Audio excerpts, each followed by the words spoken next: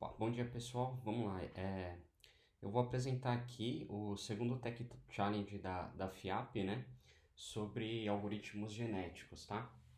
Bom, uma descrição breve aqui de qual é o desafio, né? O desafio consiste em projetar, implementar e testar um sistema utilizando algoritmos genéticos para otimizar uma função ou resolver um problema complexo de otimização. Bom, beleza, esse é o desafio, né? Qual foi o problema complexo aqui que eu escolhi, tá? É otimizar uma carteira de investimentos, né? Então a ideia aqui é determinar qual é o peso de cada ativo dentro da carteira, né? E o objetivo do algoritmo é identificar a melhor carteira. Só que a melhor carteira é aquela que tem o melhor retorno ajustado ao risco, né? Então não é só o melhor retorno, porque você pode ter quedas gigantescas no meio do caminho. E aí tem um índice chamado índice de Sharpe, né? Que ele mensura o retorno do investimento ajustado ao risco, tá? E aqui a gente vai encarar, vai chamar volatilidade de risco, né? Existem outras abordagens que volatilidade não é necessariamente risco, tá? Então, o índice de Sharpe ele é até simples, né? Ele é basicamente o retorno do investimento menos a taxa livre de risco. O que é a taxa livre de risco, tá? Por exemplo, geralmente a gente coloca como a taxa de juros do país, né? Porque imagina, se eu emprestar dinheiro para aquele país, é o investimento mais seguro, né? Ou seja, ele não tem, o risco dele é soberano. Então, eu pego o retorno do investimento e subtraio a taxa livre de risco, ou seja, a taxa livre de risco todos os investimentos deveriam é, é, retornar, né? Todo mundo deveria ter no mínimo a taxa livre de risco. E aí eu divido, né, pelo desvio padrão da volatilidade. Então, aqui é tentando ajustar o retorno ao risco, né? Bom, tem algumas regrinhas aqui, tá? A primeira regra é cada ativo ele deve ter no mínimo 2% de representatividade da carteira e cada ativo deve ter no máximo 50% de representatividade, de peso na carteira, né? Aqui uma outra característica que deixa bem mais complicada a otimização, né? É que eu vou misturar ativos brasileiros, né? Ativos nacionais com ativos internacionais, tá? E aí, para ser justo, né? A gente vai colocar todo mundo em dólar, tá? Que é a moeda mais forte, conversível, etc, né? Então, tem um número limitado de ativos, tá? Então, eu vou ter basicamente, vamos lá, né? Eu vou ter BOVA11, que é um ETF que representa as empresas brasileiras, né? As empresas mais negociadas brasileiras, portanto as maiores. Eu vou ter esse outro ETF brasileiro também, chamado Small11. Ele é um índice de empresas com menor capitalização de mercado, né? Eu tenho esse XIFIX, que ele é um índice que representa os fundos imobiliários, né? E aqui eu tenho uma B5, uma B11, que ele representa o IMAB5, né? O índice IMAB5. O IMAB11 é o ETF que segue o índice, né? Bom, esses aqui são os ativos brasileiros. Lá nos Estados Unidos, né? Então eu vou ter o IVV, que ele segue o índice S&P 500, né? Que são as 500 maiores empresas. Eu vou ter o IAU, que é o ETF de ouro, né? O TLT, que é um título de 10 anos do governo americano. E o Bill, que representa lá os T-bills, né? Que são títulos de 3 anos, né? E o último aqui, que faltou só a quebra de linha, mas é o Bitcoin, tá? A maior criptomoeda que a gente tem. Bom, então aqui tem toda a estratégia que eu usei, mas para otimizar o tempo eu já vou mostrar o código, tá? Então, deixa eu só fazer um zoom aqui, beleza. Qual que é a ideia, tá? O primeiro passo, eu só vou dar um overview aqui dos dados, né? Eu estou usando a API do Yahoo Finance, tá? Para obter os dados. Então aqui os dados são mensais, né? Eu estou pegando todo primeiro dia do mês, tá? Então, o primeiro passo aqui, eu vou tentar coletar dados de 5 anos. Por que eu falo que eu vou tentar coletar? Porque tem ETFs ali que são relativamente novos, tá?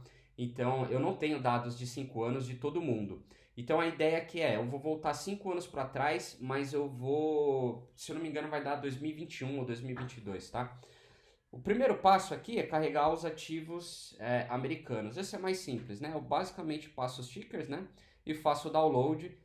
Eu estou pegando só o preço de fechamento, né? Com intervalo de um mês, né? Aí aqui eu já defini qual que é o Start End na minha função e aqui eu tenho um data frame com todos os preços das empresas americanas. O segundo passo é carregar as empresas, os assets, né? Os ativos brasileiros, né? Então aqui eu tenho os tickers, né? Beleza, aqui eu carreguei os dados dos ativos, né? Eu vou dar um drop NA, como eu comentei, né? Se eu não me engano, aqui o IFIX, eu não tenho todos os dados. Bom, e aqui eu vou ter, né, a cotação de todos os ativos, mas eles vão estar em reais, tá? O próximo passo é baixar a cotação do dólar naquela data, né? E aí eu vou fazer a conversão, tá? Aí aqui eu só vou pegar o preço dos ativos e dividir ele pelo dólar, né? Beleza, e aqui eu concateno os dois data frames no final. Então, no final das contas, eu vou ter um data frame mais ou menos assim, ó, 2021 é o dado, né? Eu vou ter aqui, né, a data, né, como índice do meu data frame, e aí aqui eu vou ter os ativos, né, e a cotação deles naquele dia, tá? E aí aqui os ativos que são brasileiros, eles vão estar em dólares, né? Isso para evitar aquela ilusão monetária, né? O real perde valor em relação ao dólar e a gente não achar que o ativo subiu, né? Mas na verdade foi o real que caiu. Aqui eu tô dando, aqui eu peguei os primeiros, né? Que eu tô dando um tail. O último dia aqui dia 1 do 7, porque eu tô pegando os dados mensal, tá? E aí como eu pego os dados mensal, ele para no primeiro dia do mês, tá? Bom, beleza. Aí eu vou começar explicando por essa classe que eu chamei de Genetic Algorithm Flow. Bom, por que eu estruturei mais num approach orientado a objeto, né? Porque quando eu estava codando, eu pensei, puta, existem várias estratégias para eu gerar a minha população inicial, né? Existem várias estratégias para eu falar, puta, para o algoritmo, né? Ele tá bom o suficiente para calcular o fitness e tal. E aí eu queria ter uma forma de ir plugando essas diferentes estratégias sem ter que mexer no fluxo, né? Então bastaria você implementar aqui, esse cara é uma classe abstrata, tá? Então bastaria você implementar esse Population Generator e aí você muda o comportamento sem ter que alterar o fluxo, né? Mas enfim, bom, vamos lá, né? Esse aqui é o fluxo principal de todo o algoritmo, tá? Basicamente ele gera a população inicial, ele vai fazer um while enquanto não tiver atingido a função de completude, né? Se enquanto ele tiver que rodar ainda, aqui a gente poderia ter várias implementações, um número de gerações fixo, eu poderia ter X gerações sem ter mexido no fitness, né? Enfim, aqui a gente vai detalhar um pouco, mas vai entrar na implementação dessa classe, tá? Mas aqui ele vai rodar enquanto, né, não tiver atingido o objetivo ainda. Aí eu vou calcular o fitness. Aqui eu estou fazendo um sort ao contrário, né? Eu faço um reverse e pego o melhor fitness, né? Aqui eu tenho só variáveis de controle e um log, né?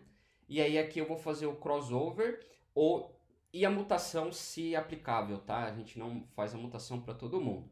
E aí eu faço os contadores e disparo um evento. Ah, mudou o best, né? Mudou o best fitness desse cara. E aí aqui eu tenho uma classe que assina o evento. Eu tenho uma aplicação por fora que está usando Streamlit e ouvindo, eu vou rodar ela no final, mas aqui eu poderia mudar, ao invés de Streamlit usar o Pygame ou usar, enfim, pode ser qualquer outra coisa sem mexer na estrutura principal do algoritmo, né? A parte de eventos, quando muda o best, também ficou plugável, né? Bom, vamos lá, vamos às partes mais complexas agora, né? Para gerar a população inicial. Aqui, como eu comentei, né, eu tenho uma classe abstrata que define os dois métodos, né? O que inicia a população e o que faz o crossover com a mutação, tá? Aqui eu já tenho as variáveis de controle, né? Que respeitam aquela regra que eu comentei no início. Então, o tamanho da minha população é de 350 indivíduos, né? Cada asset vai ter que ter no mínimo 2%, no máximo 50%. Né? Aí tem o mutation rate e intensity que eu explico daqui a pouquinho. Então vamos lá, né? Qual é a ideia de gerar a população inicial, né? E por que eu chamei a classe de hot start, né? Porque A ideia, né, de otimização é encontrar a melhor carteira ajustada ao risco, né? Ou seja, a carteira que me dá mais retorno com menos volatilidade. E aí, de cara, eu vou colocar dois indivíduos dentro da primeira população, que é a carteira com o melhor retorno e a carteira com a menor volatilidade. O que eu teria que encontrar agora, o algoritmo precisa encontrar o meio termo, né, desses dois. Então, vamos lá. Esse Calculate Best Returns, né? Bom, eu tenho aquele data frame que eu mostrei no início, né, que eu mostrei lá. Aqui eu vou pegar o preço de todos os ativos na primeira posição, ou seja, lá no 2021, e vou pegar na última, agora no dia 1/7. E aí eu vou calcular o retorno deles, né? Esse cara aqui vai me dar um novo data frame, né? Com o retorno deles em percentual, tá? Então, beleza, né? E aqui eu estou ordenando, né, pelo menor retorno, tá? Aqui eu vou pegar o retorno total, né, de todos os ativos, né? Esse aqui foi só para não dar divisão por zero. Bom, e qual que vai ser a estratégia, né? Então agora eu tenho um data frame que fala assim, Bitcoin me deu 300%, o Small 11 me deu 20%, né? Eu tenho um data frame com o total de retorno e a chave que é o asset, né? A ideia desse primeiro bloco aqui é basicamente fazer o seguinte. Imagina que eu tenho uma carteira total aí, né, que me deu um total de retorno de 200% no período. Sei lá, e vamos supor que o Bitcoin ele foi responsável por 50% do retorno, ou seja, ele me deu 100% no período, os outros 9 ativos me deram os outros 100, né? Então, aqui a ideia seria que, como o Bitcoin deu 50% de retorno, ele tem a representatividade de 50%, porque aqui eu estou pegando o melhor retorno, tá? Bom, aqui é só um truque aqui para eu não passar o percentual máximo, né? Sei lá, imagina que o Bitcoin tivesse dado 70%, então ele vai voltar esse cara para 50%, né? Porque eu tenho o máximo lá, o meu teto é de 50%, tá? E como todo mundo, né? Precisa ter representatividade na carteira, né? Esse residual aqui eu começo em 100%, eu tenho 100% para distribuir, e aí aqui é como se eu estivesse simulando uma divisão perfeita, né? Eu vou dividir pelo total de assets, que eu não avaliei ainda, que ele começa em 9, né?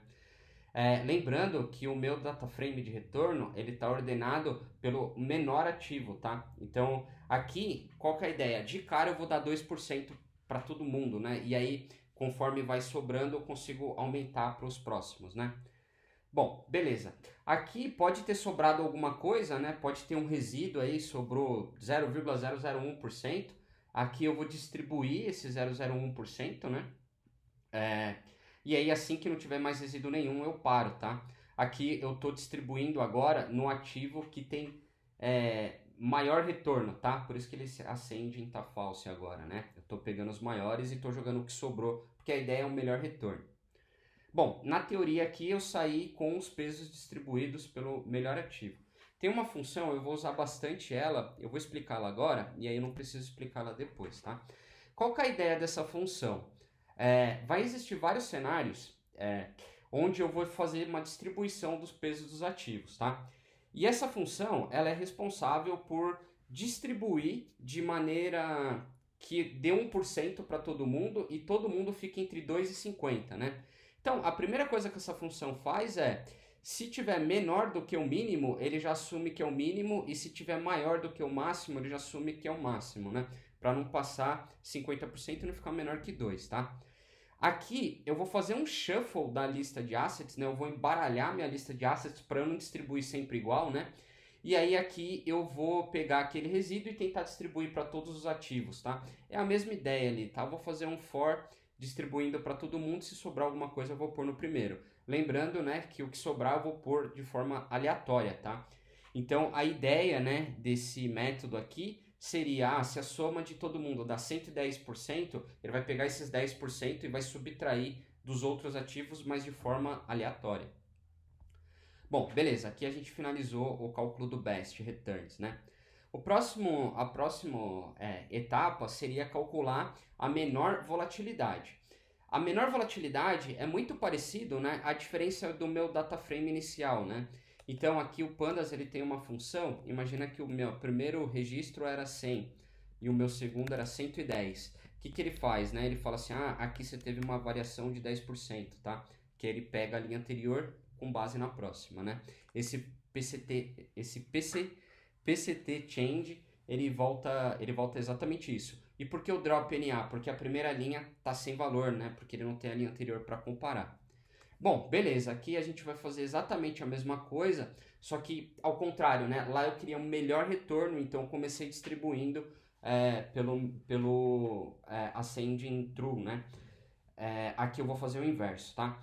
Então aqui eu quero a menor volatilidade. A ideia é exatamente a mesma, tá? Então eu não vou repetir a explicação e também vou usar aquele cara que faz o ajuste dos pesos no final, tá? Bom, aqui eu só tenho 2 indivíduos, né? Mas eu preciso de 350, tá? Como é que eu vou fazer o resto? Eu vou gerar de forma randômica, né? Então aqui eu tenho o size que eu tenho que gerar, né? Então eu vou começar em ir até o size. Aqui eu vou gerar um array randômico, né? Entre o mínimo e o máximo. Cada indivíduo vai assumir esse peso randômico, né? Lógico que não vai dar 100% de forma perfeita, né? Imagina, é randômico de 2, né? De 2 até 50. Eu posso ter 4 que deram 50. Eu tenho 9 ativos no total. Bom, nesse caso, ele vai cair naquele cara que faz o ajuste dos pesos de forma randômica, né? Então ele vai pegar o excedente e vai distribuir de forma randômica, tá? Então aqui com certeza eu vou ter uma diversidade grande da minha população, tá? Bom, beleza, essa é a minha população inicial. Aí o próximo é esse completion checker, né? Qual que é a ideia dele, tá? Eu tenho só uma implementação dele que ela basicamente ela vai ver qual é a quantidade máxima de gerações que eu tive, tá? Então aqui eu só vou comparar com o max, tá? Então aqui eu tô parando em 300 gerações, né? Essa é a ideia desse método. Poderia ter várias outras implementações, seria só implementar esse cara aqui, tá? Poderia checar quanto tempo, a quantas gerações o fitness não mudou e etc. Eu optei por essa mais simples, até para na hora de mostrar ser mais rápido também, tá? Bom, beleza. O próximo cara é o que faz o cálculo do fitness, né? Bom, aqui é aquela fórmula clássica do índice de Sharpe, tá? Então, eu tenho o cara que faz o cálculo do retorno mensal, né? É muito parecido com aquele que eu fiz, tá? Na hora que eu tô criando aqui, eu já pego aqui a média dos retornos, né? Então, lembrando, o retorno eu uso o PCT Change. Aqui eu tô pegando a média, né? Eu tô suavizando ali a média do retorno. E aqui eu tô pegando a matriz de covariância, né? Daquele retorno. Bom, aí qual que é a ideia desse cara? Eu vou pegar todos os pesos, né? E aí aqui eu vou pegar o peso e o retorno do portfólio, tá? A próxima etapa seria fazer o cálculo da volatilidade, né? Lembrando que eu tenho o peso e o retorno, né? Agora eu consigo fazer o cálculo da volatilidade. Só um detalhe, lembrando que aqui é o cálculo o desvio padrão da volatilidade, tá? Então esse cara aqui vai fazer o cálculo do desvio padrão. Bom, beleza, né? Aí aqui, lembrando que o meu data frame ele tá por mês, né? Aqui eu vou multiplicar por 12 para eu conseguir fazer o retorno anual, né? E aí aqui eu vou fazer a volatilidade anual também. Como a volatilidade lá é desvio padrão, né? Aqui eu estou fazendo também elevado a 12, tá? Bom, beleza. Aí aqui o índice de Sharpe é mais simples, né? Eu vou pegar o portfólio total e vou subtrair a taxa livre de risco. Aqui eu defini como 4,5%. Lá, como tá tudo em dólar, lá nos Estados Unidos é uma banda, né? A taxa de juros. A gente tem a Selic, mas lá é uma banda. Vai de 4,5 a 5,5, tá? Então eu peguei 4,5, que é a banda de baixo. E aí eu divido pela volatilidade anual. E aí eu devolvo essa classe que ela representa, né? Ela tem todos os assets e ela tem o fitness, tá? Talvez eu deveria até ter explicado a ideia. Esse cara aqui é um indivíduo da população, né? Ela tem os assets com peso, tá? Bom, beleza. Aí é o que eu comentei, né? Eu vou ordenar o contrário. E aí o próximo seria fazer o crossover, né? Bom, aqui é abstrato também. Eu tenho uma implementação do crossover aqui embaixo, tá? Bom, beleza. A primeira coisa que eu vou fazer aqui seria manter o best, o melhor indivíduo da geração anterior, né? Que é o elitismo. Bom, beleza. Então, dentro da nova população, eu já comecei mantendo o da população anterior. E aí agora eu vou criar uma nova população, né? Bom, o crossover, né? É a mutação, a mutação não, é a junção, né? É o de dois parents, né? De dois pais da minha população. Então, a primeira coisa que eu vou fazer um torneio para selecionar o primeiro pai, né? Bom, qual que é o torneio? Eu vou fazer randomicamente aqui, né? Eu vou escolher os 5 indivíduos de forma randômica e eu vou pegar o vencedor, o melhor fitness desses 5 indivíduos que eu fiz de forma randômica, tá? E aí eu vou selecionar o primeiro pai. Vou fazer a mesma coisa para selecionar o segundo, né? Então, basicamente, né, eu tenho lá uma população de 350, escolhi 5. Dos 5 peguei o melhor, né? Fiz isso 2 vezes. Aqui eu vou aplicar o crossover. Qual que é a ideia de aplicar o crossover?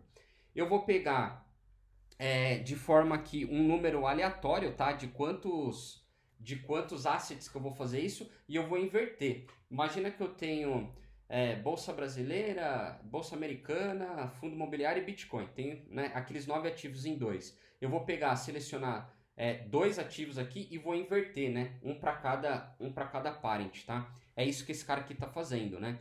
Então eu peguei aqui todos os ativos que eu tenho, são 9. Eu selecionei a quantidade de ativos de forma randômica. Aqui eu vou pegar esses 2 ativos, né? Então aqui eu tenho 9, selecionei de forma randômica um número, 3. Aqui eu escolhi os 3. Fundo imobiliário, Bitcoin e ouro, tá? Aqui eu tenho os 3 já. Aí eu vou pegar aqui, só copiar para não mexer na referência do objeto e eu vou trocar esses 3 que eu selecionei, tá? Lembrando que aqui é de forma randômica, pode ser 3 numa, 2 na outra, 4 na outra. Aqui eu só faço um exchange, tá? Eu mudo eles, né? Na hora que eu faço o exchange, na hora que eu inverto o peso deles, né? Eu zero fitness, porque eu vou ter que calcular de novo. E aí eu uso aquela mesma função que ajusta os pesos, né? Porque pode ser que eu inverti e aí os pesos ficaram descasados, né? E aí aqui eu venho aqui e ajusto os pesos de novo e devolvo esses 2 caras. Então essa é a minha função de crossover, né? A função de crossover é simplesmente inverter.